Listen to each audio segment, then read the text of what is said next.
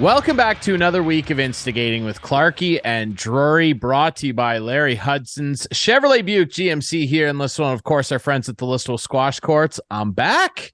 Clarkey, do you think I've got a little bit of a tan? Like, what do you think? I don't know. I'm back from the Dominican. Your nose is a little red.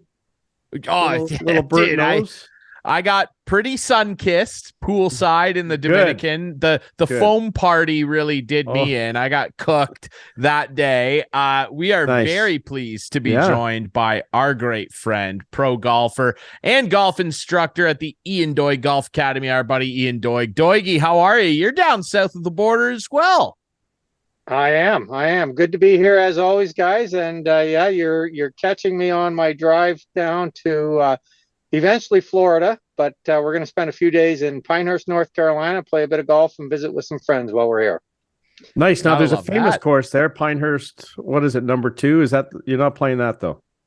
I'm not playing Pinehurst number 2. I have a very, very good friend of mine by the name of Pat McGowan, who was Rookie of the Year on the PGA Tour in 1978.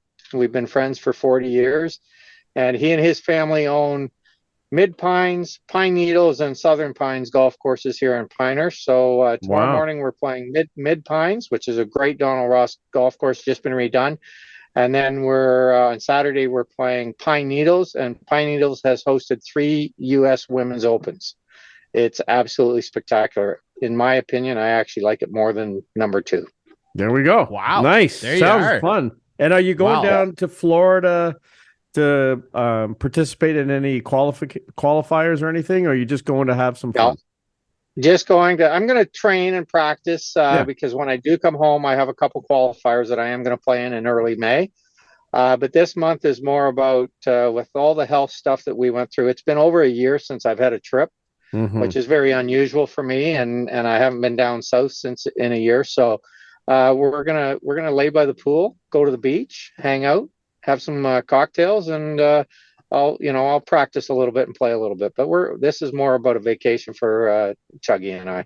Nice. Well, very good. We had the pleasure, my girlfriend Sue and I, spend the weekend with Ian and Chuggy at Sue's house, and it was a great catching up again. And you look good. I mean, never know all the wires and everything in your chest, but you're looking good. Yeah, you know what? And I'm getting there. I'm feeling better all the time and starting to get some energy back. Working out again, and a few weeks ago they gave me the full-on go swing as hard as you want. So been working on my speed, and I got my driver club head speed back up around 102, 103. So I'm getting there. So pretty pleased. Sounds good. Yeah, about 30 miles per hour quicker than Clarkey can bring the club head down. That's probably. Great. Well, I'm not going to dispute that. Yeah, Doigie, I'm excited that you're on, man, because as we record this on Thursday, March 30th, by the way, which is Major League Baseball opening day, currently sitting here watching the Blue Jays in St. Louis. We're a week and just shy of a half away from the one and only, the Masters, the pursuit of the green jacket. It's going to be incredible. Before we get to that, though, and of course, we're going to make some picks. We got to make picks because you're on the show. We got to have some picks with Doigie. Valero Texas Open going on this week, though, and there's a spot open. Somebody is going to get themselves a spot in the vaunted tournament, of course, at Augusta. Who do you like? I mean, who maybe has a good chance at the Valero Texas? We know Corey Connors is going down there again, a past champion, but he's already in. Who do you like for the Valero Texas? Because it's an underrated tournament. Yeah, it is. So I think there's going to be a sleeper come out of the pack. I'll be very honest. I haven't looked at the leaderboard for today, really. My sentimental guy that I'd like to see do something would be, a Mackenzie Hughes or something. Or no, Mackenzie might already be in, isn't he? Yeah. So any of the Canadians that aren't in, obviously. And I have a kid on one of my teams in the pools that I get in by the name of Eckroad. And I think he started out okay today. He played well last week, and I'd like to see him kind of pull something out of the hat and get it done. So that would be kind of fun. He's a rookie. He's just getting started. So who knows? As I look at it right now, again, recording this on the Thursday, so opening day, tied at the top of the leaderboard, Mr. Kuchar and Harrington, the Irish golfer, both 4 under on the day. Garrick Hago had a good day. Nick Taylor right there. at 3 under, so he's tied for second. That's hey, we got some Canadian content in there, Doigie. We do, but I got to pull for Patty. I mean, come on. Yeah. How old is he now? Right? He's 52. Wow. Yes, he is. That's what he's listed here. And Ryan, I told Doigie on the weekend that I've gone back to my roots in golf when I used to use an orange golf ball. I now love the red golf ball, and I used it in the down in Dominican when I went, and I could see it so much better. So why not use it, right? Doigie just shook his head, like, "What are you doing? What's the matter with why? Like, come on, what's the matter with it?" Well, you know what? I get it. If you can see it better, go for it and everything else. But I'm such a traditionalist. I know you are. I mean, let's put white golf balls in play, guys. I mean, come on, really? A red golf ball? Next thing, I guess if I put it in play all the time, it wouldn't matter. Yeah, we'll be playing polka dot golf balls. There is polka dot. If somebody comes to me, a manufacturer comes to me, or Titleist comes to me, that's who gives me my golf balls and says, "Doigie, we want you to play a black golf ball, but you're going to shoot 66 every time you play." It's going in the lineup pretty quickly. That's right. So there you go. Yeah. Yep. So if it helps your game, Clarkey, that's go right. ahead. Yeah, right. Play your Rudolph the Red-Nosed Reindeer golf ball, and I mean, best of luck to you. Maybe you get an early Christmas gift, little hole in one with that on a par 3. Good for you. Yes, exactly. Let's talk about the Masters. Okay, hold on. I don't know if I'm allowed to do this or not, but we were just joined in the vehicle here by Chuggy. my wife, Chuggy. So I'm gonna let her say hi. So hello, Chuggy. Hello. Does she want to get in our pool? Does she want to get in our pool, or is she not prepared? You want to be in the draft? No, she doesn't want to be in the draft. Okay, no problem. She's been a great navigator today, all the way down here. But I actually let her drive for a little while, and I took a bit of a nap and nice and did a bit of research into who's playing in the Masters. So just to be prepared for my picks. So awesome, lad. How many are we going to pick? I don't know. Let's just do 3 each. What do you say? Let's 4. You want to do a healthy 4-pack? 4. Yes. Okay, 4. I think 4. I'll give you a healthy 4-pack. Ian, I'm fine with that. I don't know if you heard the last show. We're not doing this money board stuff. It's only scores. Yeah, we're doing scores. It's just scores. No money board. It's scores. Okay. You add up the 4 scores of your 4 players. Now, here's the deal, though. Yeah. You gotta be careful, because it's almost better to not make the cut if a guy's going to be like 20 over. But that's the breaks, right? So, but if you hold on, if you're going by scores, if you have a guy that misses the cut, you're out. Your team's out. You're not out if you miss the cut. Well, you have to be. Why? Well, because you don't have a full team. This is a good discussion. Say all 4 of my guys make the cut and 2 of yours miss the cut, you're going to have a lower total than me. Well, I mean, not necessarily, because you're going to count the score. Yes, we're going to count. We're going to count all the. But they won't have a score for Saturday or Sunday, and I will. Correct. So your guys better play well on Saturday or Sunday. It'll be fine. How do you get around that? We're not doing money board. We're not going there. We do money.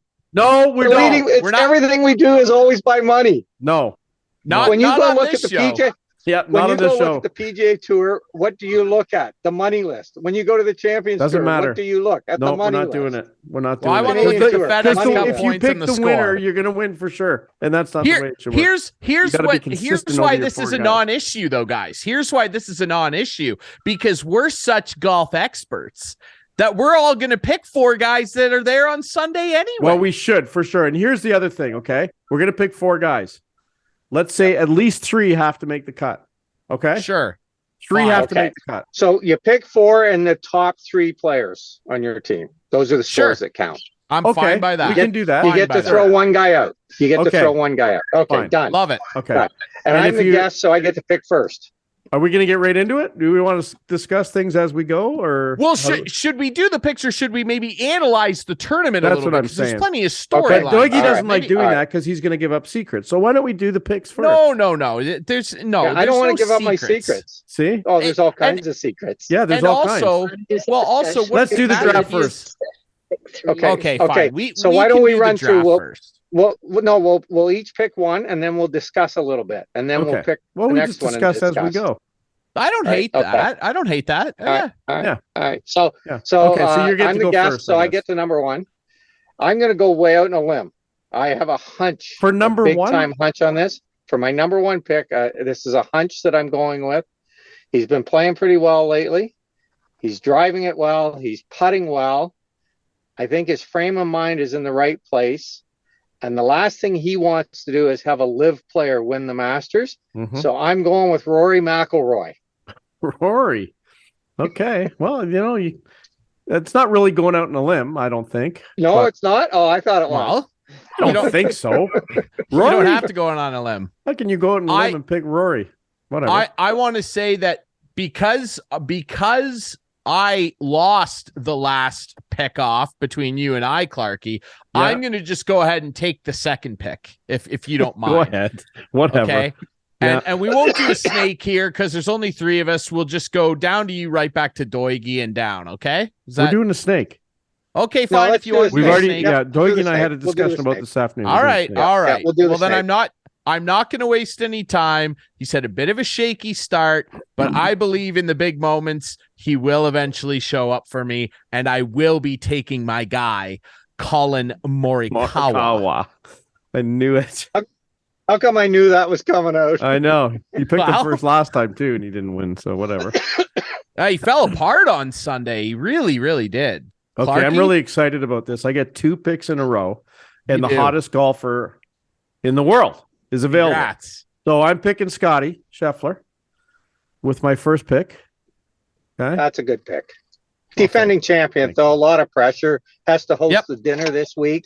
Yeah. There's a lot going on. He gets to pick the menu, right? You pick the menu. Yeah. And he's doing sliders.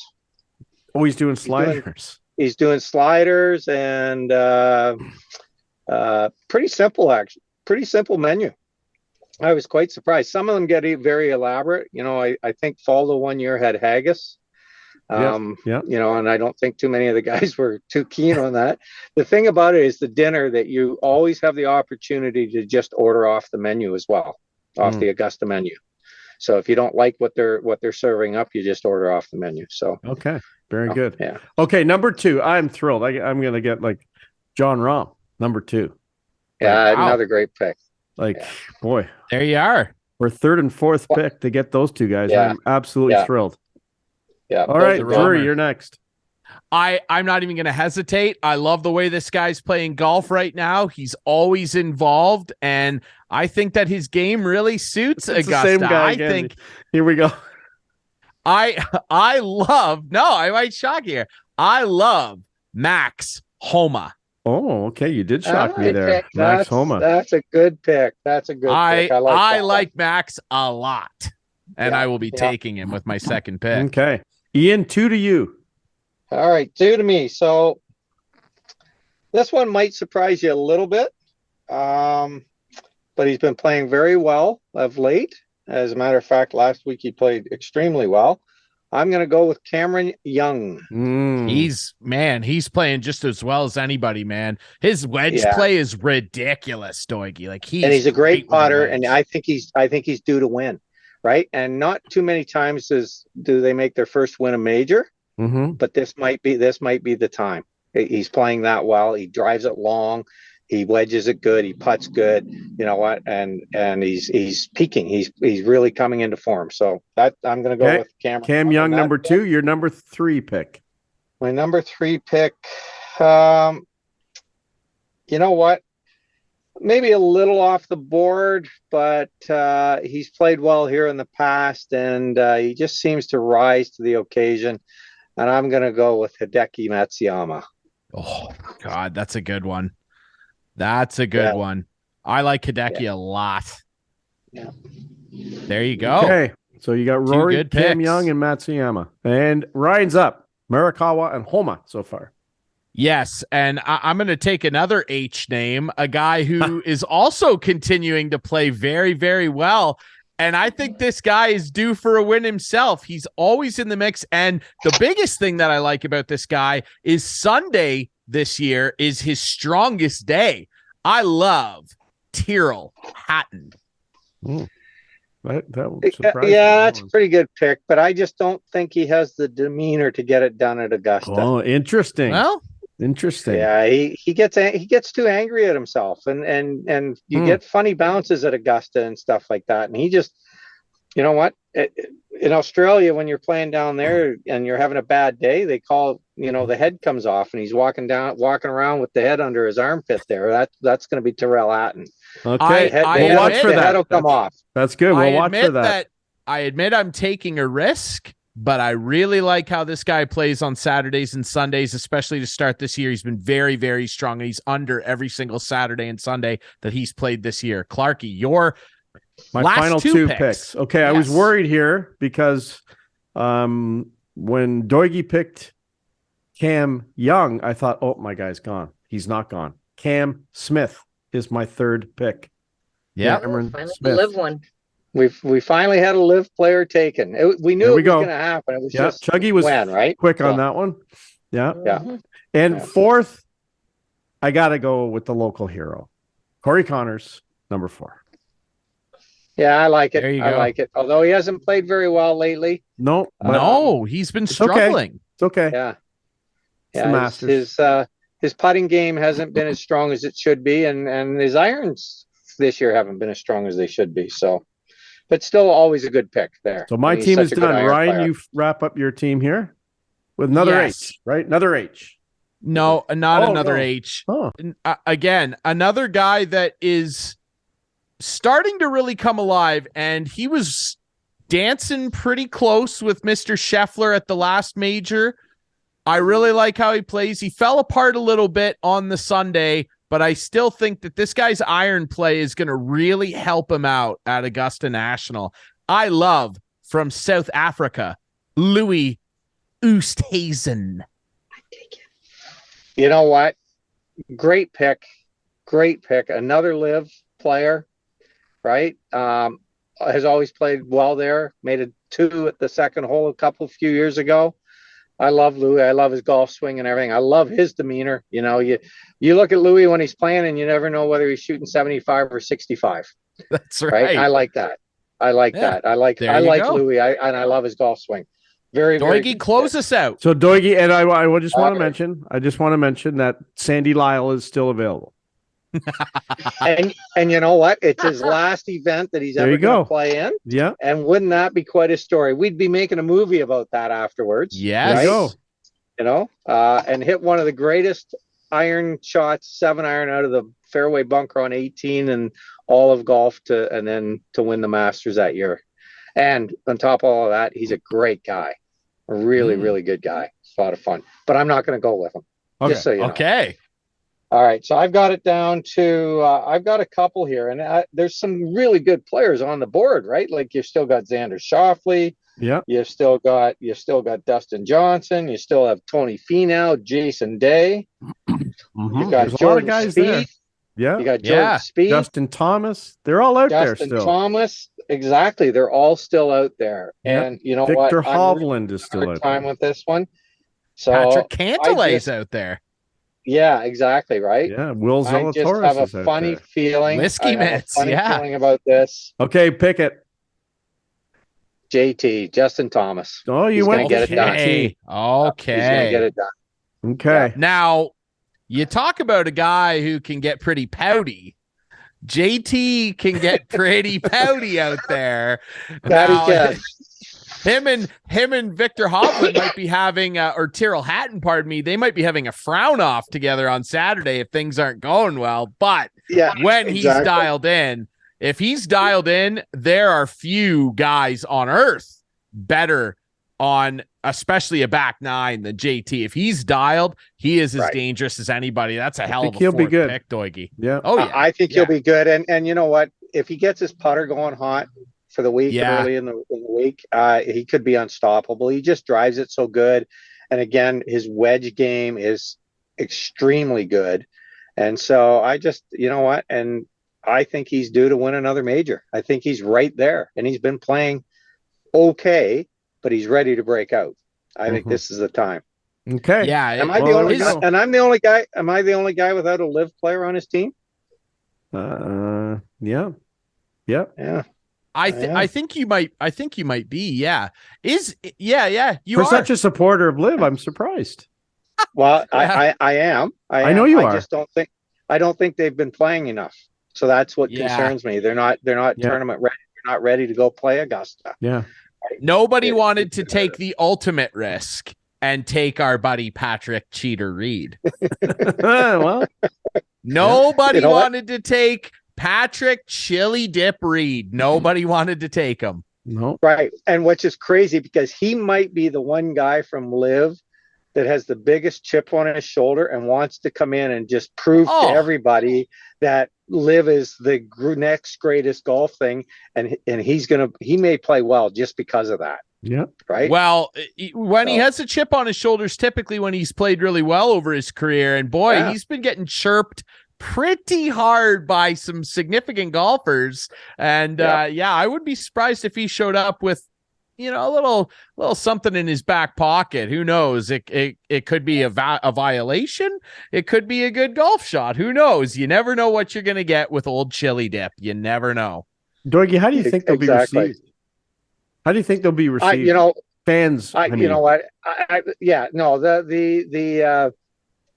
I think this whole animosity thing is media driven. Yeah. And it might be media driven, come from the hierarchy of the PGA Tour. But as players, look at, I just was talking to somebody yesterday, and a couple of the guys from Live and a couple of the guys from PGA Tour went up and played practice rounds together last week at Augusta. There's not going to be any animosity. First of all, they're professionals. Mm-hmm. Secondly, they understand that the hierarchy at Augusta National can do whatever they want. And if they start acting up and there's a little pouting going on or a little fracas in the locker room, the Fred Ridley and the guys at Augusta National are just going to ask them to leave and never come back. And so these players aren't dumb enough that they're going to jeopardize that. Like the Live players have to make sure that nothing happens this year so that they get invited back again next year. Right. Right. So there's going to be nothing. I mean, the dinner's going to be fine. It's going to be fine. Now, some of the spectators, I don't think they'll do anything either because, I mean, you don't even run at Augusta, right? Like you walk at Augusta. You don't run from hole to hole. You walk. Is that a rule? Like you can't? That's a rule. You can't run. Really? If you start running, somebody will come and tell you. And the spectators are so well informed and understanding and polite at Augusta. When you arrive in the morning, like say you have a chair with you and you walk out to the 11th green and put your chair down behind the 12th tee so that you can watch 11 green and 12 tee and 13 tee. Yeah. Your chair will sit there empty until you come back and decide to sit in it 4 hours later. Really? So I don't see anybody booing or heckling the Live players because, Augusta National's on top of everything and they're not going to let that happen. And the spectators they're traditionalists and they love the sport and they love Augusta National. So to me, it's a non-starter. It's a non-starter. I agree. So, unless Patrick Reed wins. Exactly. If Chili Dip wins, there'll be a couple chirps from the gallery, no doubt about it. Absolutely. Before we let you go, Doigie, and get back on the road to your fun trip here, you're upset again at your Maple Leafs. No, we're not talking about the Leafs. So upset? No, we're not. Why are you so upset? No. Well, I'm upset because here, as a diehard Leaf fan, I want them to win the Stanley Cup. I believe that they have the players that can do that. I kind of laugh when I start to hear the experts talk and maybe not experts in the newspapers and on social media talk about how bad our goaltending is. Our goaltending's been fine. I have no problem with either one of our goaltenders. And even our third line guy, Wall, I have no problem with him being in the net. We can win with any one of those goaltenders. What we can't win with is this lackadaisical type of play. In 20 losses this year, 13 of them are to teams that are outside of the playoffs. They won't be playing. They won't be playing but them. I understand that. But don't see Boston Bruins doing that. Oh no, they didn't. They didn't lose to Nash. They didn't lose to Nashville yesterday. No. Okay, once or twice a year, I have no problem with. But 13 out of 19 losses. Okay. Come on. Anyway, it's okay. I want them to play better. I know one thing, Ryan. After spending the weekend with Ian and Chuggy, there's one true Leaf fan in that car right now. Okay. And she knows who she is. She's jumping up and down. Yeah. Well, you know what? You're right. I didn't watch much of the game the other night. It was a bit of Chuggy and I were watching it. You guys were watching and all that. But you know why I didn't watch it? Because I thought it was more important to spend time chatting and talking with my childhood friend who I hadn't seen in 43 years. And we basically sat through the whole hockey game at the kitchen table chatting and it was great to see her. So, Ryan, it's wild. This childhood friend that Ian knows lives 2 houses away from Sue. There you go. Isn't that wild? Small world. Yeah. Yeah. So, it was a fun night. So it was good. Yeah, it was a good time. So, very good. So there you go. Well, you know what? It's going to be even more fun when I win the Masters draft. I'm very confident that I'm going to take this one from you guys. Good luck with Rory. I like that for you, Doigie. We'll see how it all shakes out, my friend. Enjoy your trip. Will do, and keep in touch. And you're more than welcome to call me and have me back on.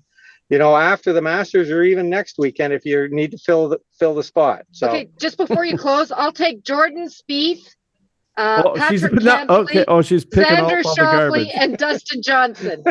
Wow. Okay. Say that again. Jordan Spieth. A late entry. I got Jordan.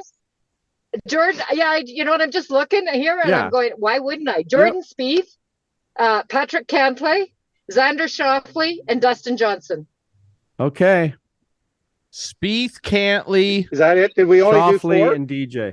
Yep, that's it. Yeah. That's a pretty strong team. She's in. Schauffele and DJ for the crumbs.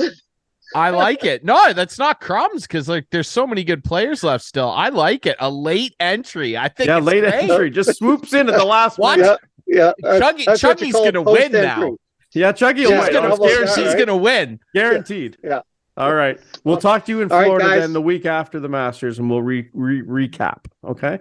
Okay. Sounds great. Sounds good. Have a good weekend and all that, guys, and we'll talk to you soon. Drive safe. Will do, Doigie. All right. We'll take a quick break. When we come back, Jason Brooks, longtime junior coach in the OHL, GOJHL, he's going to join us to chat about those Maple Leafs next here on Instigating.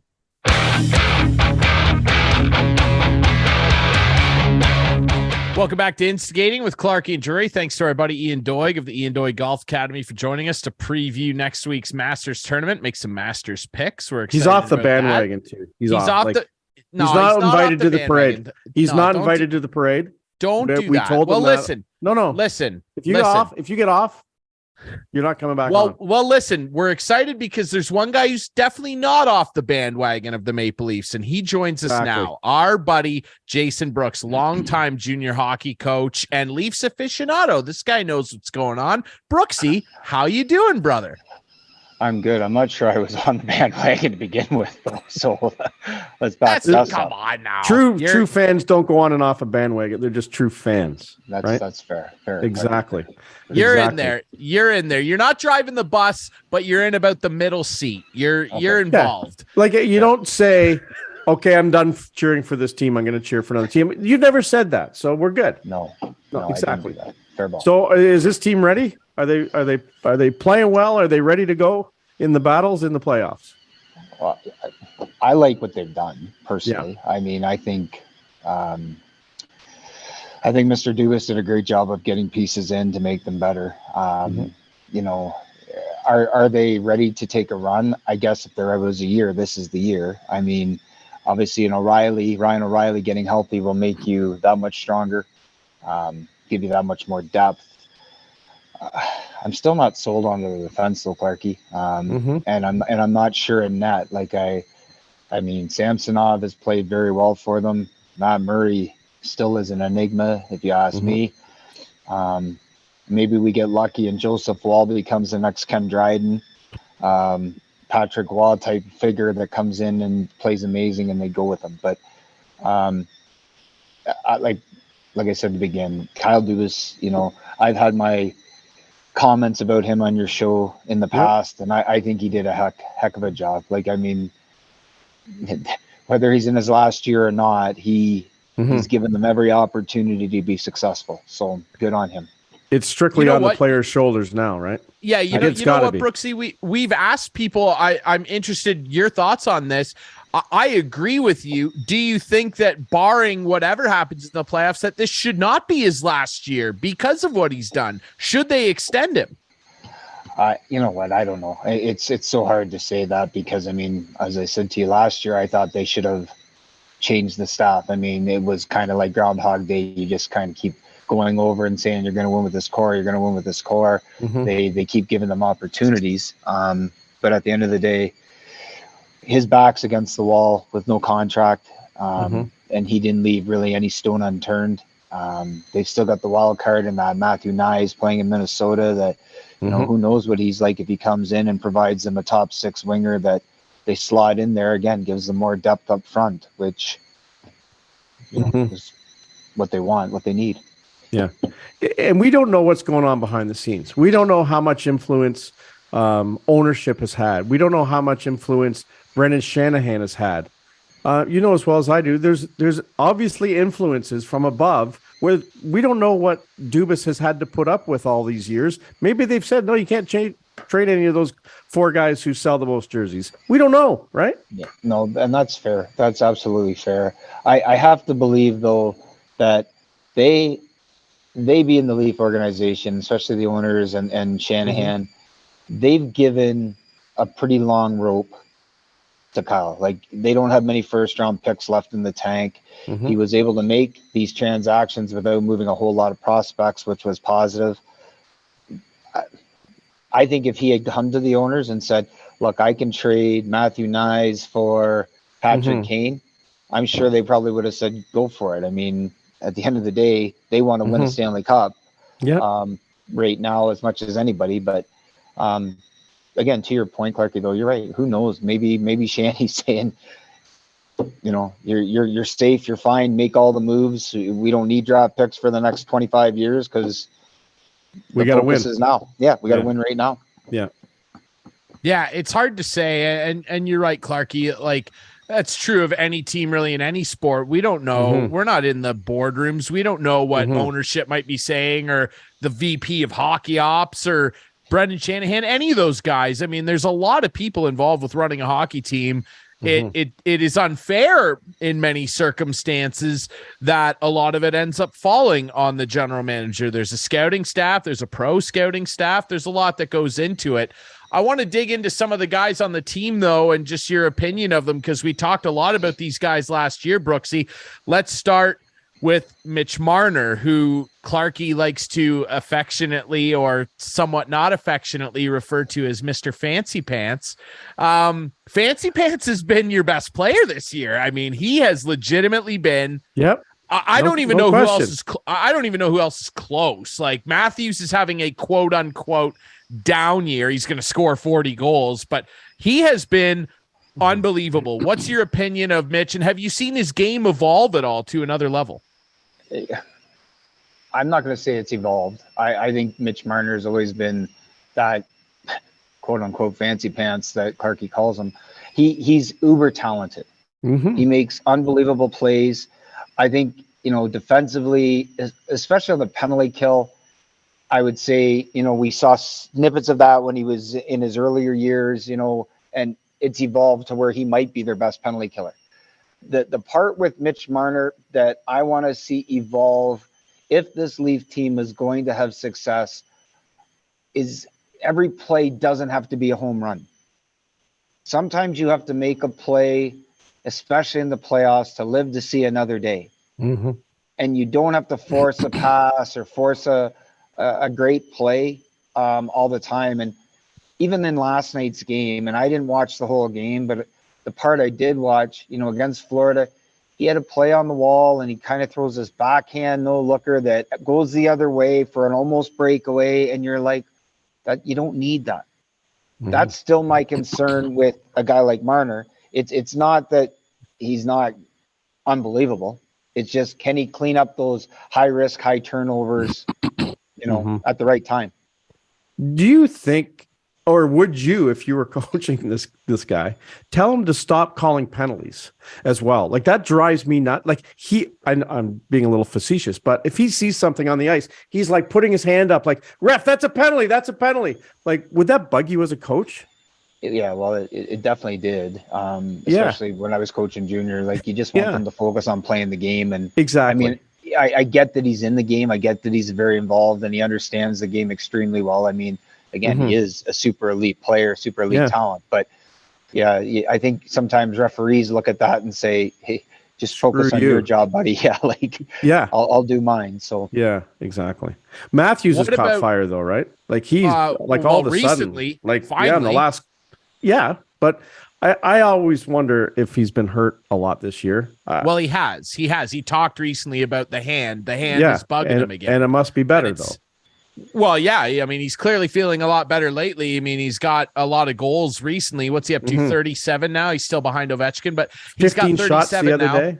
Yeah, 50. Yeah, clearly he's the good thing for you guys, I think, maybe is that he is starting to feel healthier and get hotter at a good time of year. But that being said, Brooksy, he's not going to score 60 again, but that really ultimately doesn't matter if they at least win around and have some success. And you can't fault the way that he's played around the rest of the ice surface. He has been really, I think he has gone to another level. He was already good defensively, Brooksy, but I think he's gone to another level defensively where like he could win a Selke someday. I really do think that. I don't disagree. I think, defensively down low, he's become one of the game's best two-way centermen that just possesses an Ovechkin-esque shot, right? Like, I mean, he's just that dangerous offensively, but defensively, like you could match him up against teams' top line centers and not be worried about him defending, not being worried about that matchup anymore, where you used to be like, oh, geez, I don't know if I want him out against, those top end guys. Like, I don't know if I want him going head to head with Braden Point in Tampa. Well, now I'm kind of like, yeah, go ahead. Like, I think he's going to do a good job on him, especially now knowing we've got Ryan O'Reilly sitting there. You've still got, Tavares, who's had a pretty strong year offensively. And then you come back with O'Reilly at center.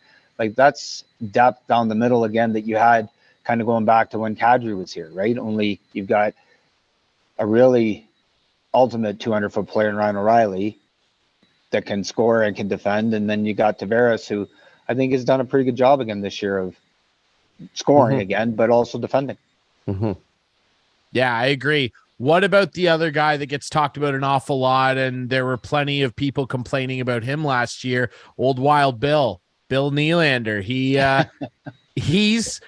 has, I think probably of the three of those guys, because Tavares, you just know what you're getting with that guy. Like, I can't ever complain about the effort level that Tavares puts out there, and he's the captain for a reason. But of the young guys, Nylander's the guy that gets bagged on more than anybody, particularly after last year and maybe even the year before. He, I think, has had the most marked noticeable improvement in terms of effort level. There's still some times out there where you can see that you'd want a little more out of him, but I think overall his effort level consistency has really, really improved for the most part, in my opinion. What's your opinion there, Brooksy? Yeah, I agree with you 100%. I think his compete level has gone way up, which is what I think the concern has been with William Nylander for a number of years, right? Like, I don't think anybody questioned the skill. I don't think anybody's ever questioned the offensive ability that he possesses, but it was the give a crap meter that was always in question. And literally the same as his dad, Brooksy. Like, think back to when Micah was playing, like literally the exact same story. Uber talented, get you 45, 50 assists a year, like good penalty killer, but man, he left you wanting more. But William seems to really be, and I think he's put his head down and driven to the net more this year than he's done in his whole career combined. He's dropping his shoulder, man. He used to stop on the boards, curl around, and look for a pass. Now he's going to the net. Yeah, I agree, guys. But again, we talked about Marner at the beginning. What things do you want to see improve into the playoffs? I would say the same for Nylander is, bring that into the playoffs. Like right now, I think he's going through the lull where it's kind of going the other way. And again, he's the target of, is he working? Is he whatever? Like, I mean, the overtime goal last night, tries to make that extra move in the slot on the D, turns it over 2-on-1 the other way. And again, I know it's overtime. I know it's, 50-50 time kind of thing, right? Like the Leafs don't need to win it necessarily. They got their point. It'd be nice to win, but it's still those little detailing moments, right? Like he has success against Minnesota where he picked that guy's pocket, scores the beauty OT winner. Last night he doesn't, and it's, I don't know, just one of those 50-50s. And what are you going to get in the playoffs from him? Yeah, absolutely. Well, Brooksy, when you won 2 Cherry Cups and a Sutherland Cup with the Listowel Cyclones, I would say that, and the numbers would bear it out, your special teams both those years, particularly the Sutherland year, were head and shoulders above literally every other team in the entirety of that league. Like your power play was absolutely sickening, and your penalty kill was as suffocating as I've ever seen at that junior B level. You've coached some really great players at all the levels that you've been involved with. What is your impression right now of where the Leafs special teams sit? Because as we know, it's an old cliche, your special teams can really do an awful lot for you, really in any game, but the playoffs in particular. What's your opinion? And are there any things that you see on either of those units that you would like to see them tweak a little bit? Well, I'm always going to be interested on the power play. One, their breakout. I mean, I think for the last how many years, I think we've done this show after the playoffs. They don't make adjustments on their breakout. They don't make adjustments on their breakout. And we know teams make adjustments, right? Like during the regular season, nobody really makes those adjustments or subtle adjustments. But in the playoffs, especially when Montreal played, if you remember them standing them up at the blue line, they wouldn't let them carry it in under pressure or under control, and they were not willing to dump a puck in. So are they going to be willing to dump it in if they need to and go after it? Is one thing I would say on special teams. But the other one, the wild card's Morgan Riley on the top unit. I mean, he does not possess that scary shot to keep the other guys' options, more open, because he's not as dangerous up top as, some of the other elite defensemen that, quarterback a power play. I mean, they've got enough pieces around. You could go 5 forwards even, but I know that's still kind of nerve wracking for them as well. But I would say that's an interesting one still for me is Morgan Riley. And then the second unit, I think, again, it's just a matter of getting healthy, right? And where do you put like Ryan O'Reilly on that unit, or do you slide him into the top unit because he's a guy that could go in there, right? Do you use what's the guy's name they got from Washington? Gustafson. Like, do you throw him on and run the top and let him be, more of the guy? Like, I mean, if they choose to go 11-7 and let him be the extra D, use him on the power play and let them run him up top. Like, I don't know. I mean, you would think with Marner and Matthews, Tavares around the net, Nylander, I mean, those are pretty dangerous names that should be able to create something, but there's still that wild card, I think, with Riley up top. When I'm watching, and I mean, I know the Leafs have a pretty good power play, but when I'm watching and knowing how much depth they have on their offensive side of things, I'm saying, like, why don't they use their regular lines on a power play? And then you would have 2 really good units, because to me that second unit now is not very strong. When Ryan O'Reilly gets back, it will be stronger for sure. But what's the philosophy of a coach for going and piling up one line instead of having that nice balance? I think when you're looking from Sheldon Keefe's perspective, and he's trying to find minutes for his big guys, right? And it's easy when he's looking at the weapon of Matthews and get that shot off from anywhere. They're going to try to find him with whoever. Same with Marner. Marner, he's going to find somebody open. He's going to, make a good play, I guess, right? Like, quote unquote, a good play, but he's going to find somebody. I think that's why he does it, is he's trying to get ice and give them that minute and a half, if he can say that, right, to create. And in saying that, though, Clarkey, I don't disagree with you. They would definitely have balance with 2 units if they chose to use 2 units. But again, the biggest weakness of their 2 units falls back on the back end. Yep.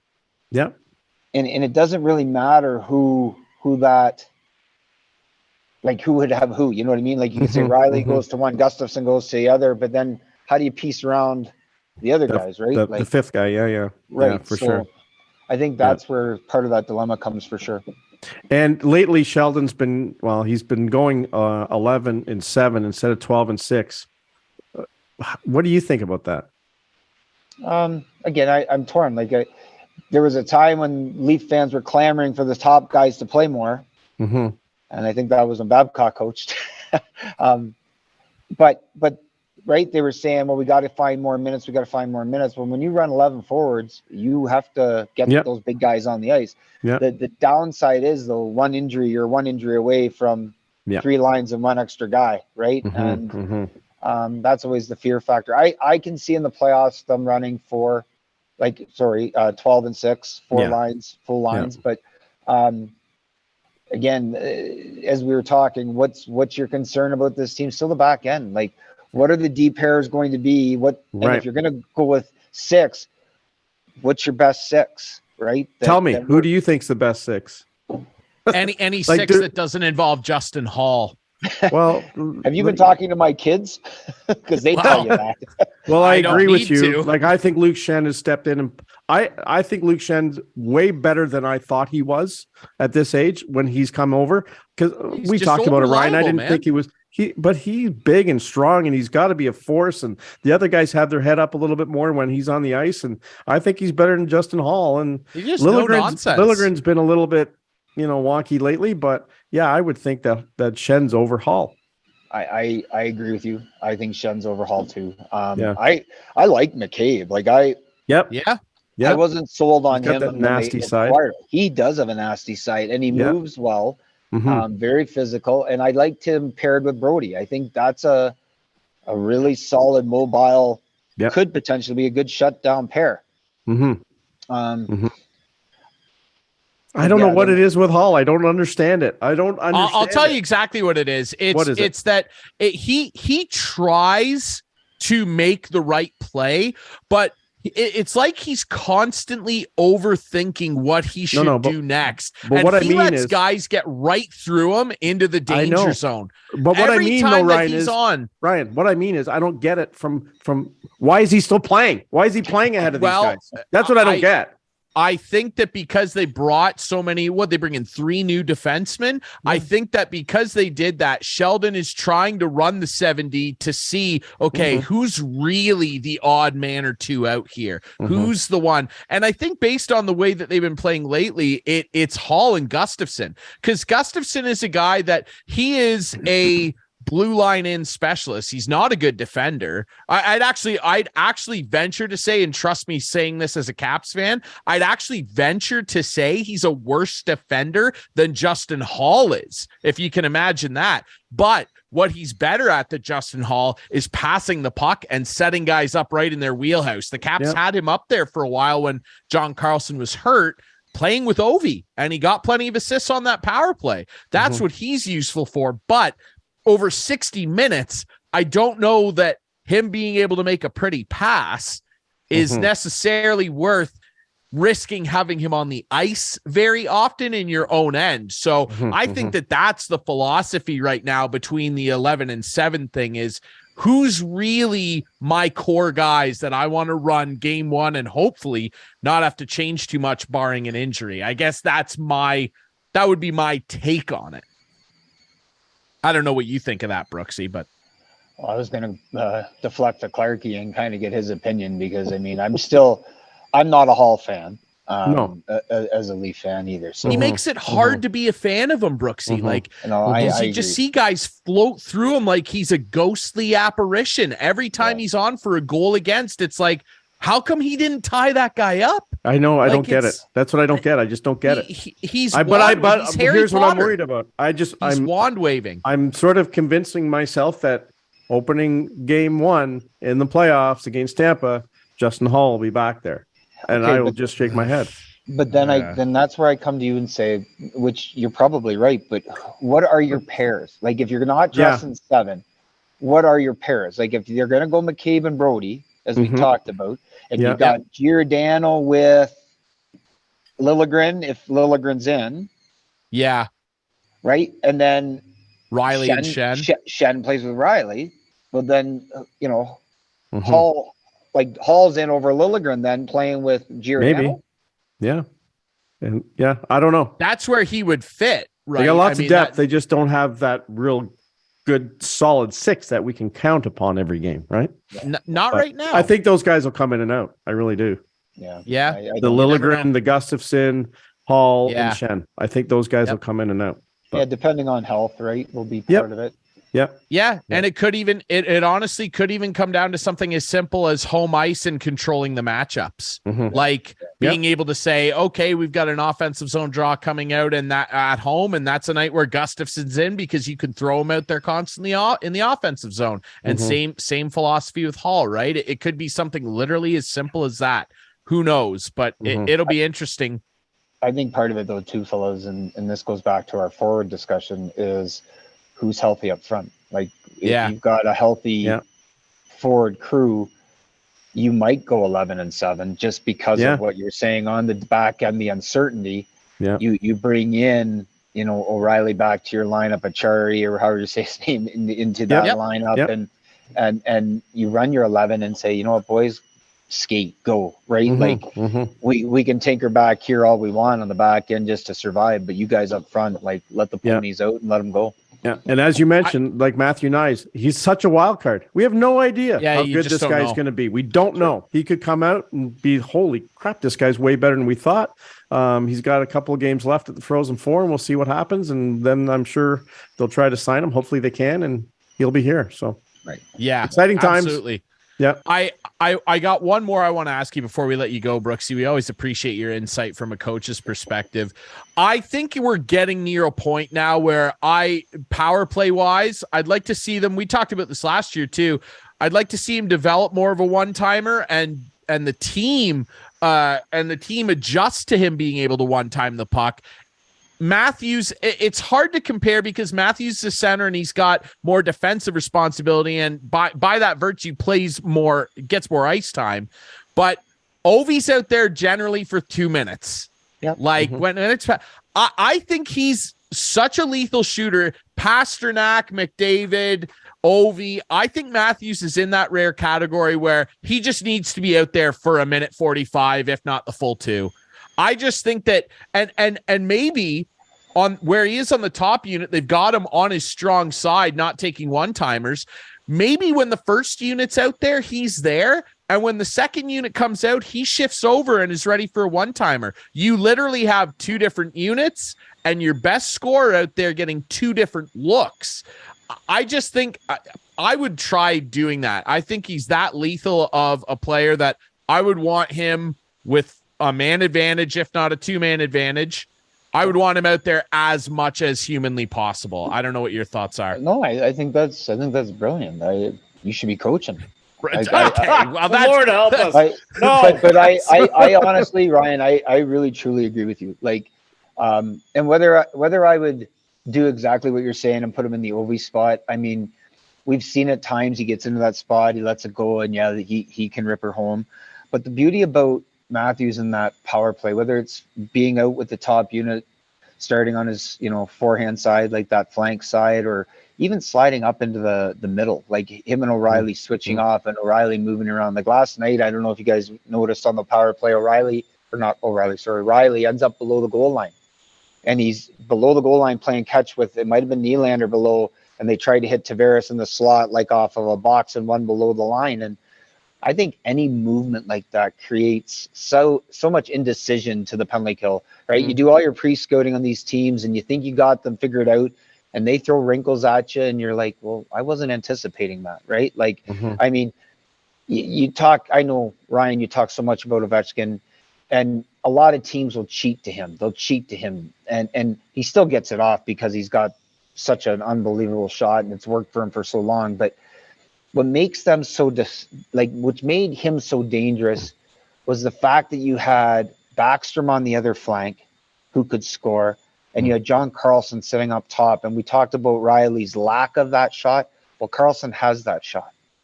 And I'm going to defend Ovechkin. Even though we know he's standing over there. And then Carlson comes down the pipe and rips one. Well, then somebody cheats to him. Well, then he hits Backstrom. Well, Backstrom, everybody thinks is going to pass it and he can finish it. Or he throws it into the bumper to Oshie, right? Like, you forget about all those other guys, and then somebody cheats to him or to one of the other guys. Now we get it back to Ovi and he don't miss. Mm-hmm. Well, in Toronto, moving Matthews around into that, I think, is the only way around getting away from that pre-scout idea that says he's stuck in that one spot. We got to, right now he comes off that flank and you can see teams overcommitting to him, right? He doesn't get to walk into that snap or toe drag release and unload it, right? Like, he's usually kicking it back or hitting Morgan Riley up top, and then they're trying to find Nylander or Mitchie on the other side, right? So yeah, it's, I don't know. I just think it's something that they could try. And I don't know. I'll take your coaching endorsement though. I'll start sending resumes around. I got to say though, I kind of prefer doing the play-by-play. I don't know if I could be behind a bench, my friend. Oh, yeah. Well, I think you do an unreal job of the play-by-play, but it's those little decisions that you're talking about that I think all coaches, runs through their mind. How can we? How can we maximize, like I said, even their top talent? Why do we have all these guys on the one unit? Well, how am I going to get them out there to maximize the best players that I got to give us the best chance to win? And, your idea does make a lot of sense. No, it's something to think about. Maybe I'll consider a third career. You never know. Brooksy, we always appreciate your thoughts, my friend. Enjoy the end of the hockey season here. Playoffs right around the corner. We always appreciate your time, my friend. Thanks for doing this. Thanks for having me on, guys. Thank you very much. All right, we'll take another quick break, and Clarkey and I will come back and wrap up what's been a fun show this week here on Instigating.